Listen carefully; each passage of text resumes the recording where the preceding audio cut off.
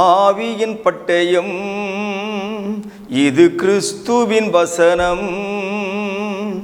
ஆவியின் பட்டயம் கிறிஸ்துவின் வசனம் நித்திய ராஜ்ய புது வாழ்வு வழங்கும். ஆவியின் பட்டயம் நித்திய ராஜ்ய புது வாழ்வு வழங்கும். ஆவியின் பட்டயம்.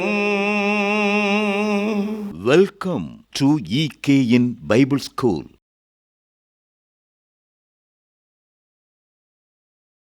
ஆண்டவர் இயேசு கிறிஸ்துவினுடைய நாமத்தினாலே உங்கள் யாவரையும் EKN வேதாகம கல்லூரிக்கு அழைப்பதிலே மிகுந்த மகிழ்ச்சி அடைகிறேன்.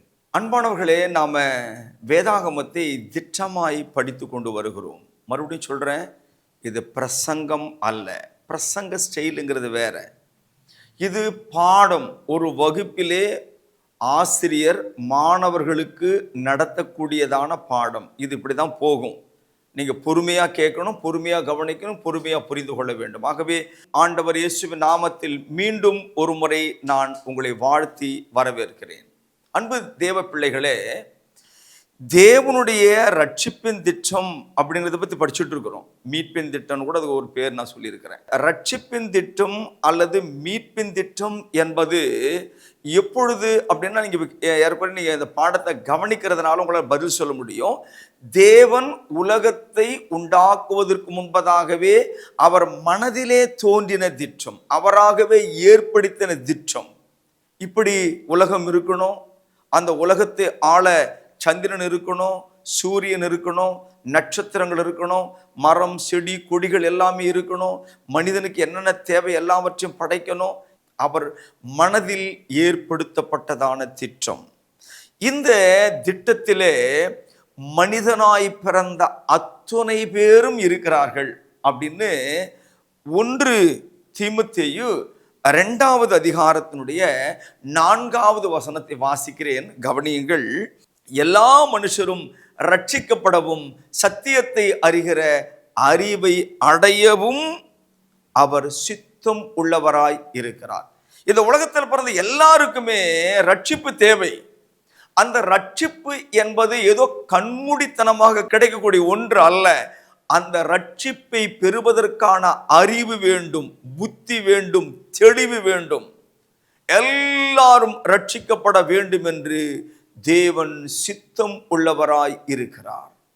இந்த ரட்சிப்பின் திட்டத்துல உலகத்தில் பிறந்த அத்தனை மனிதர்களும் இருக்கின்ற போது இது எவ்வளவு பெரிய திட்டம் என்பதை நீங்கள் யோசித்து பாருங்கள். இந்த திட்டத்தை நிறைவேற்றுவதற்கு தேவன் இந்த உலகத்தை படைத்த போது அவர் படைத்த மனிதர்களில் சிலர் அவருக்கு தேவைப்பட்டது. அந்த தேவையானவர்களை எப்படி அவர் தெரிந்தெடுத்தார், எப்படி அவங்களை அழைத்தார், அவங்களோடு என்ன பேசினார், எப்படி ஆரம்பம் முதல் அந்த ரட்சிப்பின் திட்டத்தை மனுக்குலத்தோடு கூட அவர் நடை பயின்று வருகிறார் என்பது குறித்த ஒரு பாடம். இந்த பாடத்தை புரிந்து கொள்ள கவனம், நிதானம் தேவை, பொறுமை தேவை. இதை நீங்க பலமுறை போட்டு என்ன பண்ணுங்க, கேளுங்க. தேவன் உங்களை ஆசீர்வதிப்பார். அன்பானவர்களே, நான் ஆரம்பத்தில் சொன்னது போல உலகத்திலே தேவன் ஆதாமை படைத்தார். ஆதாமை படைத்த போது இவனை கொண்டுதான் ரட்சிப்பின் திட்டத்தை அவர் தொடங்கணும். ஏன்னா ரட்சிப்பின் திட்டம் உலக தோட்டத்துக்கு முன்பதாகவே ஏற்படுத்தப்பட்ட ஒன்று. அது மனிதனுக்கான திட்டம், அது மனிதனை கொண்டு செயல்படுத்தப்பட வேண்டிய திட்டம். ஆகவே ஆதாமை தேவன் ஆரம்ப புள்ளியாக வைக்கிறார். இந்த ஆரம்ப புள்ளியாகிய ஆதாம் தெரிந்தெடுத்ததிலே தேவன் அவனுக்கு கொடுத்த சட்டத்தை அவன் மீறுகிறான். மீறின உடனே வேதாகமம் என்ன சொல்லுது, ஒரே மனிதனாலே பாவமும் பாவத்தினாலே மரணமும் உலகத்திலே பிரவேசித்தது போல அப்படின்னு ரோமர் 5ஆம் அதிகாரத்தில் நாம வாசிக்கிறோம்.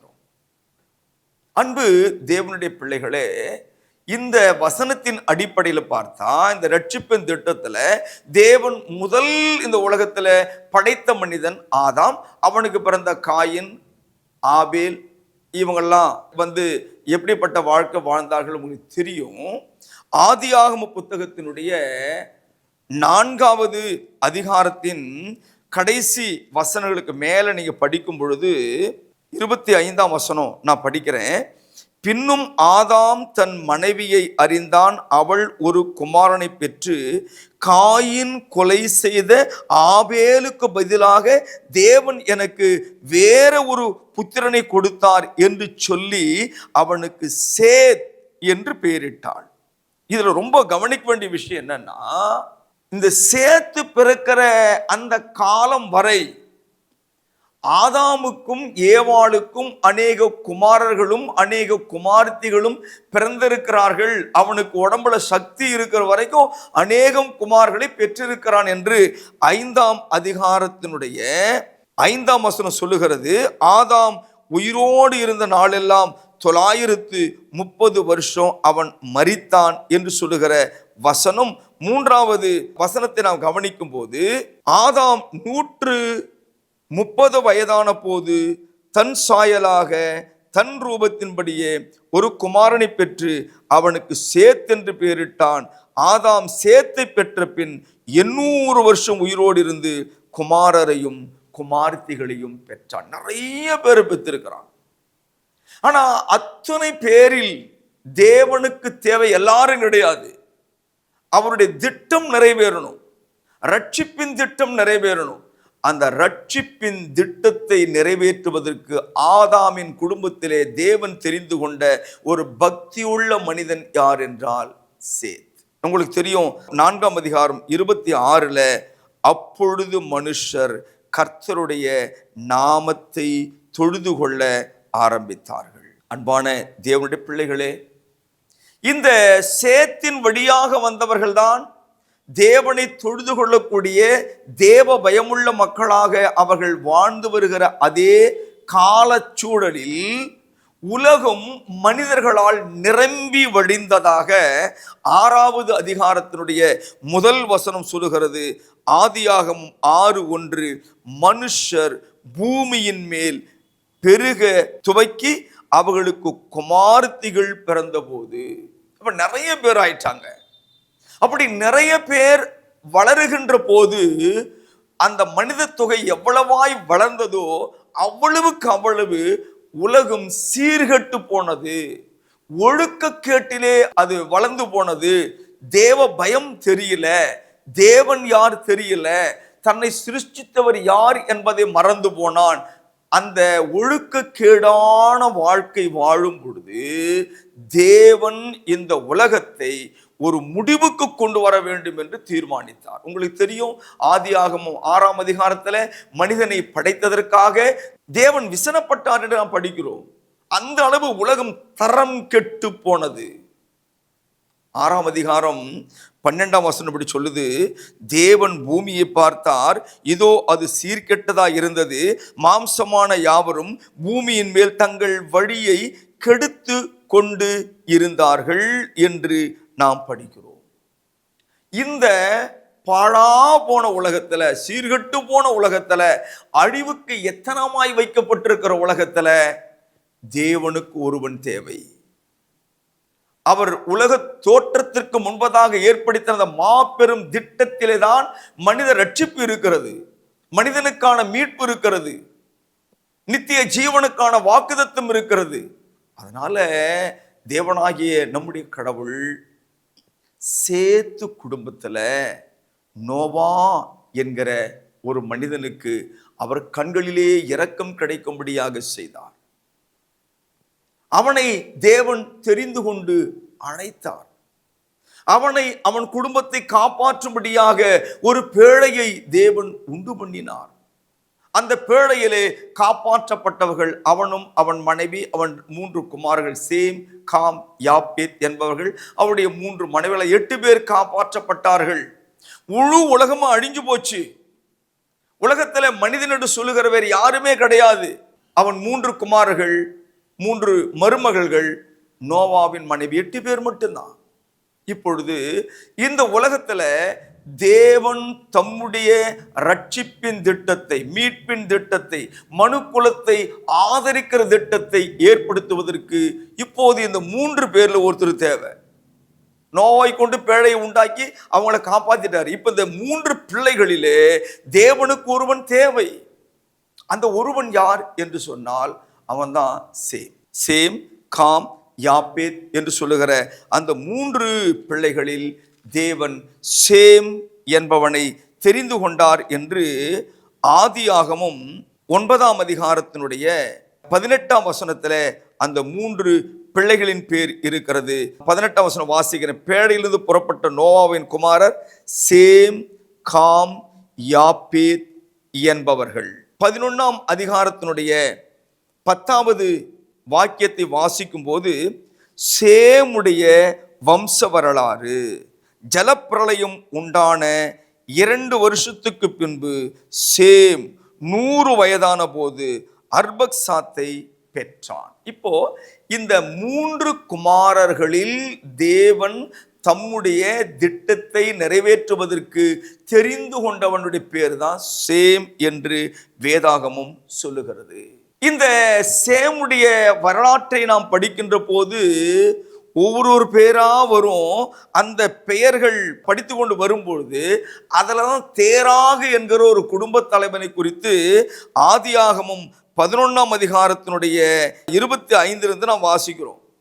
சேம், காம், யாப்பேத் மூலமாக பிறந்த அந்த ஜனக்கூட்டத்திலே தேவன் ஆபிரகாம் என்கிற தம்முடைய திட்டத்தை நிறைவேற்ற வேண்டும் என்ற அந்த நோக்கத்தோடு கூட ஆபிரகாமை தேவன் தெரிந்து கொண்டார் என்று நாம் வாசிக்கிறோம். ஆதியாகமம் 11ஆம் அதிகாரம் 26வது வசனத்தை வாசிக்கிறேன், கேளுங்கள். தேராகு 70 வயதான போது ஆபிராம், நாகோர், ஆரான் என்பவர்களை பெற்றான் என்பதாக நமக்கு வேத வசனம் இங்கே சொல்லிக் கொடுக்கிறது.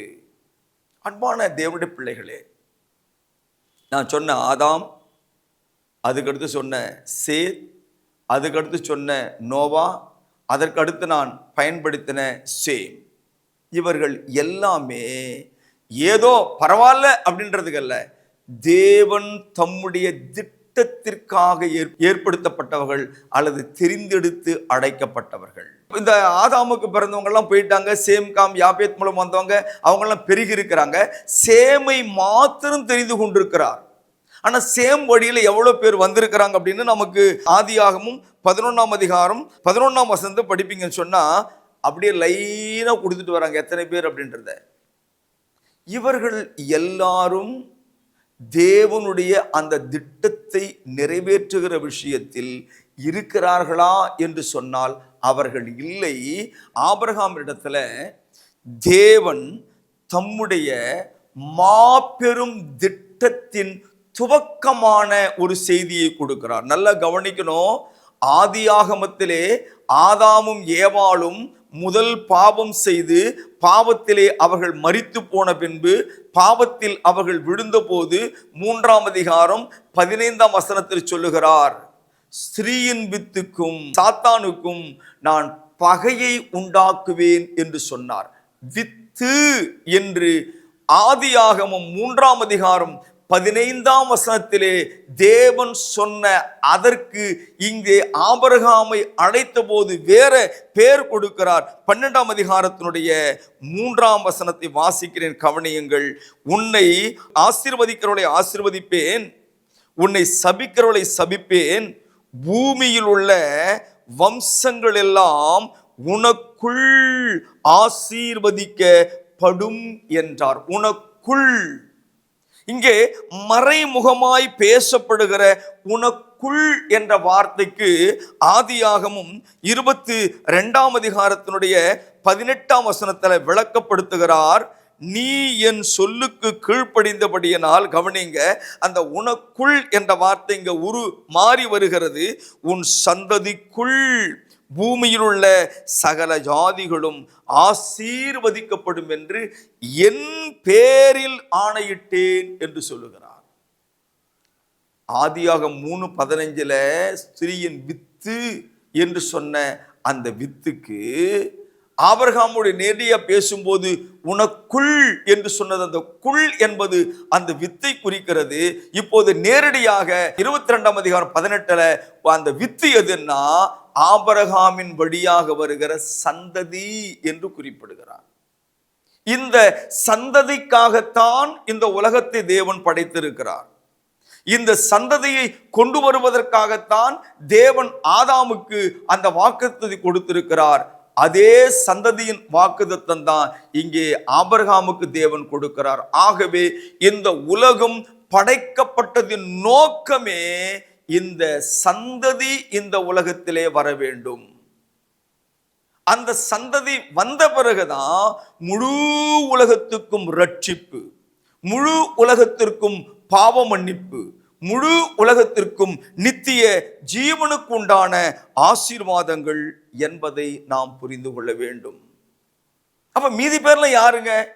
நான் ஏற்கனவே சொல்லிட்டேன், மீதி பேர் எல்லாமே புறஜாதிகள் தான். இப்போ ஆபிரகாம் என்கிற ஒரு குடும்பத்தை தேவன் தெரிந்து கொண்ட பிறகு ஆபிரகாமின் வழியாக வருகிற மற்றவர்களை அவர் எப்படி செலக்ட் பண்ணார் அப்படின்றத நாம் பார்க்கலாம். ஆபிரகாமுக்கு எத்தனை பிள்ளைங்க அப்படின்னு கேட்டா எல்லாருக்கும் தெரியும். ஒன்று மூத்தவன் இஸ்மவேல், ரெண்டாவது ஈசாக்கு. இப்போ இந்த இஸ்மவேலுக்கும் ஈசாக்கு மட்டும்தான் பிள்ளைங்களான்னா இல்லை. 25ஆம் அதிகாரத்துல கேத்தூராள் என்கிற ஒரு மனைவி இருந்திருக்கிறா. அந்த அம்மா மூலமா ஆபிரகாமுக்கு நிறைய குழந்தைங்க பிறந்திருக்கிறதா வேதாகமும் சொல்லுகிறது. இப்போ இந்த ஈசாக்கு இஸ்மவேல் என்கிற இந்த 2 பேரில் தேவன் ஆபிரகாமின் வித்து தான். அவங்களும் 2 பேருமே ஆபிரகாம் மூலமா பிறந்த பிள்ளைகள் தானே. கேத்தூராளுக்கு பிறந்ததும் ஆபிரகாமின் ரத்தம் தானே. எல்லாரையும் அவர் தெரிந்து கொண்டார் அப்படின்னா இல்லைங்க.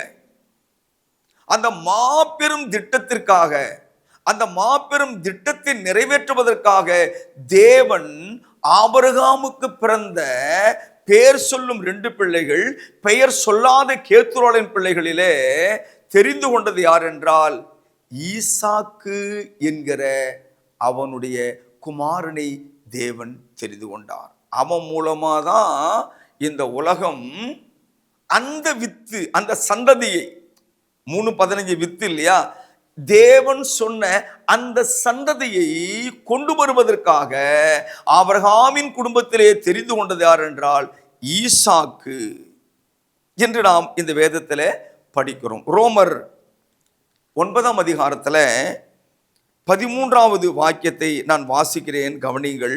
9ஆம் அதிகாரம் 13ஆம் வசனம். அப்படியே யாக்கோபை சிநேகித்து ஏசாவை வெறுத்தேன் என்று எழுதியிருக்கிறது. 25ஆம் அதிகாரம் ஆதியாகமத்தில் 23வது வாக்கியத்தை வாசிக்கிறேன், கவனியுங்கள்.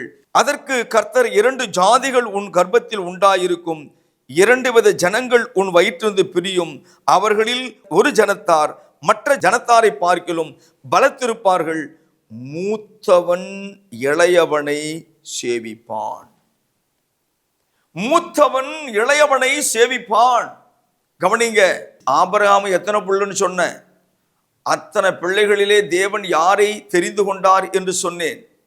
அப்படி ஈசாக்குக்கு பிறந்த ஏசா யாக்கோபு என்ற 2 பிள்ளைகளிலே தேவன் ஏசாவை வெறுத்து யாக்கோபை தெரிந்து கொண்டார் என்று சொன்னேன். இந்த யாக்கோபுக்கு தான் தேவன் 12 குமாரர்களை கொடுக்கிறார். ஆபிரகாமுக்கு பேர் சொன்ன மாதிரி 2, பேர் சொல்லாம எத்தனையோ. ஈசாக்குக்கு 2 ஏசா யாக்கோபு. யாக்கோபுக்கு மட்டும்தான் 12 பிள்ளைகளை தேவன் கொடுக்கிறார்.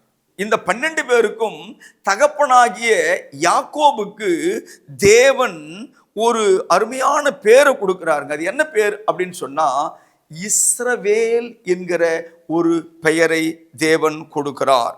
ஆதியாகமும் 32வது அதிகாரத்துல 28வது வசனத்தை வாசிக்கிறேன், கேளுங்கள். அப்பொழுது அவர், உன் பேர் இனி யாக்கோபு எனப்படாமல் இஸ்ரவேல் எனப்படும், தேவனோடும் மனிதனோடும் போராடி மேற்கொண்டாயே என்று சொல்லுகிறார். 35ஆம் அதிகாரத்தினுடைய 10ஆம் வசனத்தை கவனிங்கள். இப்பொழுது உன் பேர் யாக்கோபு இனி உன் பேர் யாக்கோபு எனப்படாமல் இஸ்ரவேல் எனப்படும் என்று உனக்கு பேர் வழங்கப்படும் என்று சொன்னார். இப்போ இந்த யாக்கோபு என்பவனுக்கு தேவன் கொடுத்த மறு பேரு தான் இஸ்ரவேல். இந்த இஸ்ரவேலுக்கு பிறந்ததான 12 பிள்ளைகள் இருக்காங்க இல்லையா, அவங்க எல்லாருமே 12 கோத்திரங்கள். அந்த 12 கோத்திரங்களுக்கும் என்ன பேருனா இஸ்ரவேலர்கள் என்று பேரு. இந்த எப்படி இஸ்ரவேல் என்ற பேர் வந்ததுன்னு உங்களுக்கு தெரியும். இப்போ ஆபிரகாமினுடைய வித்து, சரீர பிரகாரமான வித்து ஈசாக்கு. ஈசாக்கின் குடும்பத்திலே தேவன் தெரிந்து கொண்டது யாக்கோபு. யாக்கோபுக்கு தேவன் கொடுத்த 12 பிள்ளைகள். இவங்களை யாரையும் அவர் தள்ளல.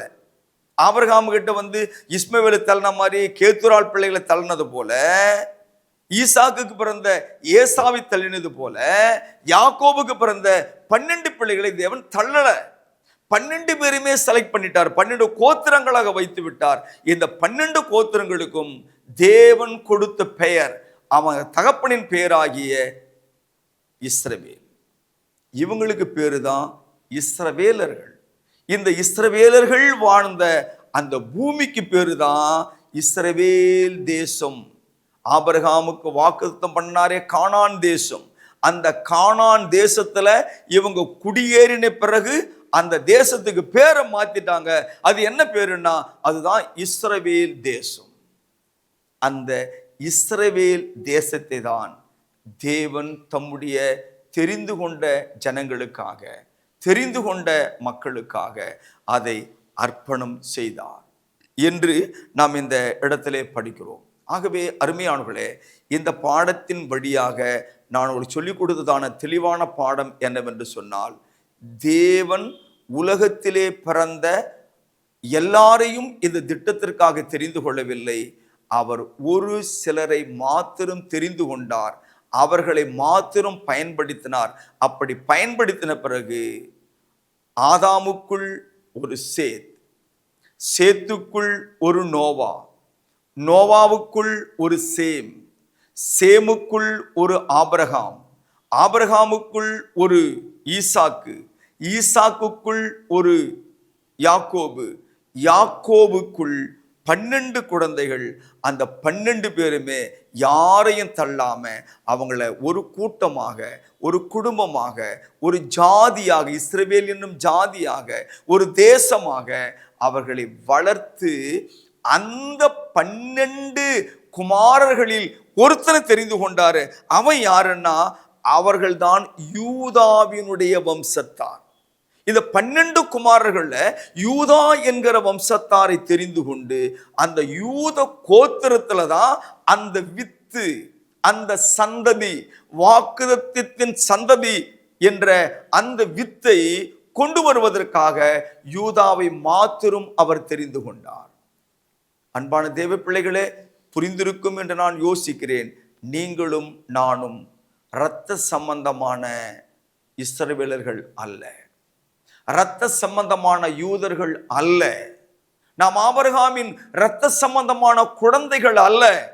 நாம் ஆவிக்குரிய இஸ்ரவேலர்கள், நாம் ஆவிக்குரிய ஆபிரகாமின் குழந்தைகள். நாம் உரிமை பாராட்ட இந்த உடல் ரீதியாக எந்த உரிமையும் நமக்கு கிடையாது. ஆகவே இதை நீங்கள் சரியா புரிந்து கொள்ளுங்கள். தேவன் உங்களை ஆசீர்வதிப்பாராக. அடுத்த பாடத்தில் உங்களை சந்திக்கும் வரை இந்த பாடங்களை அநேகருக்கு நீங்க அனுப்புங்க, அநேகர் தெரிந்து கொள்ளட்டும். தமிழகத்தினுடைய பட்டி தொட்டியெல்லாம் போய் இந்த பாடம் சேரணும்.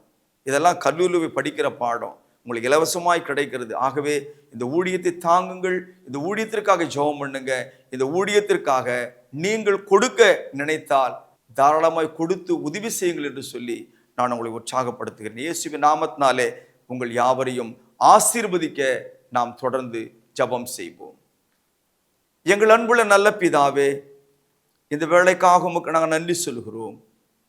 உலக தோட்டத்துக்கு முன்பதாக நீர் ஏற்படுத்தின திட்டத்தை எவ்வளவு அழகாய், எவ்வளவு நேர்த்தியாய் நீர் கொண்டு போகிறீர். மீண்டும் நாங்கள் இதை அறிக்கை செய்கிறோம். அப்பா, மனிதர்கள் வேறு, சட்டங்கள் வேறு, ஆனால் உமது திட்டம் மட்டும் மாறவில்லையே. எந்த மனிதனாலும் மாற்ற முடியாதே, எந்த சூழ்நிலைக்கும் அது வளைந்து கொடுக்காதப்பா. ஆகவே நீர் என்ன நினைத்தரோ அது மாத்திரம் நடக்கும். அது மாத்திரமே நிறைவேறும் என்பதனால் இந்த உலகம் அதை புரிந்து கொள்ள வேண்டும். குறிப்பாக கிறிஸ்தவர்கள் என்று சொல்லிக் கொள்ளுகிறவர்கள், அப்பா இன்றைக்கு எதை வேண்டுமானாலும் நாம் பேசலாம், எதை வேண்டுமானாலும் சொல்லலாம், எதை வேண்டுமானாலும் செய்யலாம் என்று சொல்லி தாந்தோன்றித்தனமாக கிறிஸ்துவத்தை ஆண்டு கொண்டிருக்கிறார்களே, தவறான வழியில நடத்துகிறார்களே, அவருடைய மனக்கண்கள் திறக்கப்பட வேண்டும் என்று செபிக்கிறப்பா. சத்தியத்தை ஒருவனாலும் மாற்ற முடியாதே, தேவ திட்டத்தை ஒருவனாலும் மாற்ற முடியாதே. அன்பின் பிதாவே, எவ்வளவு ஆழமாய் யோசித்திருக்கிறீர், எவ்வளவு அழகாய் திட்டமிட்டிருக்கிறீர். இந்த திட்டத்தை தகப்பனே மாற்றி இன்றைக்கு ஆயிரம் ஆயிரம் உபதேசங்களில், ஆயிரம் ஆயிரம் வித்தியாசமான கோணங்களிலே இந்த வேதாகமத்தை போதிக்கிற மக்களை சந்தியும் ஐயா. இதை கிரமமாய் கேட்கிறவர்கள் புத்தியோடு புரிந்து கொள்ள ஞானத்தை தாரும். இயேசுவின் நாமத்தில் பிதாவே, ஆமென். தேவன் தாமே உங்களை யாவரையும் ஆசீர்வதிப்பாராக. ஆமென்.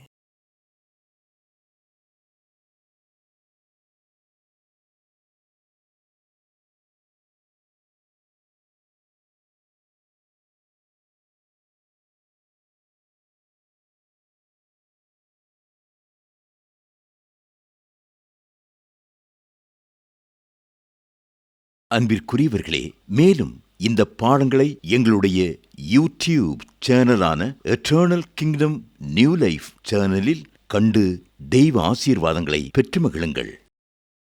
கிறிஸ்துவின் சபையார் உங்களை வாழ்த்துகிறார்கள்.